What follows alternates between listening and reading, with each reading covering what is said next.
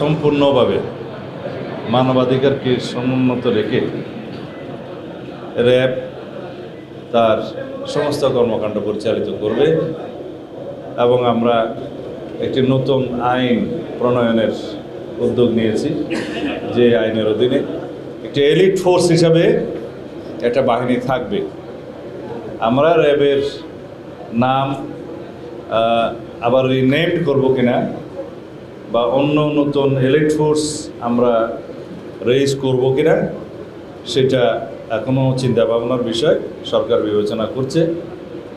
তবে সব ক্ষেত্রেই এলিট ফোর্সের ক্ষেত্রেই আমরা জবাবদিহিতা এবং স্বচ্ছতা, ট্রান্সপারেন্সি এবং অ্যাকাউন্টেবিলিটি আমরা এনশিওর করব ইনশাআল্লাহ। অথরিটি থাকবে, রেসপন্সিবিলিটি থাকবে, সাথে সাথে সেই বাহিনীর ট্রান্সপারেন্সি এবং অ্যাকাউন্টেবিলিটি নিশ্চিত করা হবে সেই একই আইনে।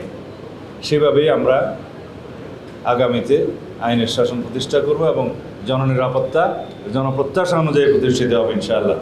আমরা জানি যে র্যাবের কিছু কর্মকর্তার কারণে প্রতিষ্ঠান হিসাবে র্যাব ক্ষতিগ্রস্ত হয়েছে।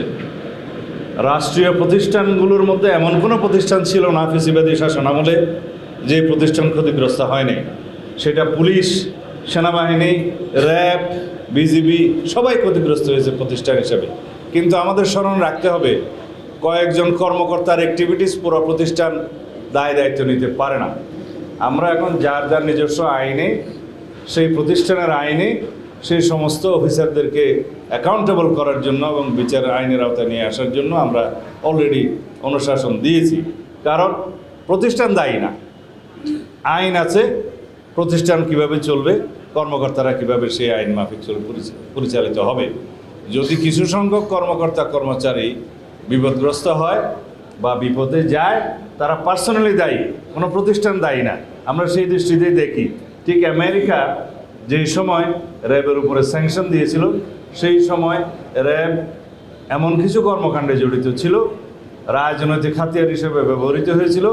সেই সময় ফ্যাসিবাদী সরকারে যারা দণ্ডমুণ্ড ছিলেন, শেখ হাসিনা তার রাজনৈতিক হাতিয়ার হিসেবে তাদের উদ্দেশ্য চরিতার্থ করার জন্য, একদলীয় শাসন ব্যবস্থা এবং একদলীয় রাষ্ট্র ব্যবস্থা কায়েমের জন্য যে উদগ্র বাসনা তাদের ছিল, সেটা কায়েমের জন্য এভাবে অনেক প্রতিষ্ঠানকে ব্যবহার করেছে।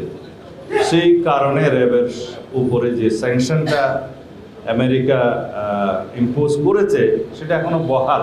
কিন্তু আমরা যদি এলিট ফোর্স হিসেবে একটা নতুন ফোর্স রিনেমড করি বা রেইজ করি, সেখানে হয়তো তারা বিষয়টা পুনর্বিবেচনা করবেন, সেটা আশা করা যায়। তো এখন অনেক কিছু বাকি আছে, দেখা যাবে। আমরা একটা আইন ফ্রেম করার জন্য কমিটি করে দিয়েছি এবং সেই আইনটা আমি নিজে লুক আফটার করব এবং সেই আইনটা আমার সামনে এখনও আসে না, আমি কিছু সময় দিয়েছি। সেখানে বিশেষজ্ঞরা কাজ করছে। বর্তমানে র্যাব যে আইনে পরিচালিত হচ্ছে সেটা আর্ম পুলিশ ব্যাটালিয়নের একটা সার্টেন প্রভিশনের উপরে দাঁড়িয়ে সেটা পরিচালিত হয়। এটা অ্যাডক ভিত্তিতে চলেছে। একটা প্রতিষ্ঠান এভাবে অ্যাডক ভিত্তিতে পরিচালিত হওয়ার সঠিক ছিল না। এখন আমরা সেটা আইন করব আলাদা এলিট ফোর্সের জন্য। সেখানে অথরিটি দেওয়া থাকবে, তাদের রেসপন্সিবিলিটি ফিক্স করা থাকবে এবং সেই ক্ষেত্রে তাদের জবাবদিহিতা, অ্যাকাউন্টেবিলিটি এবং ট্রান্সপারেন্সিটাও নিশ্চিত হবে। সেই হিসাবে আইনটা আসবে। এখনও ডিটেল বলার সময় আসেনি।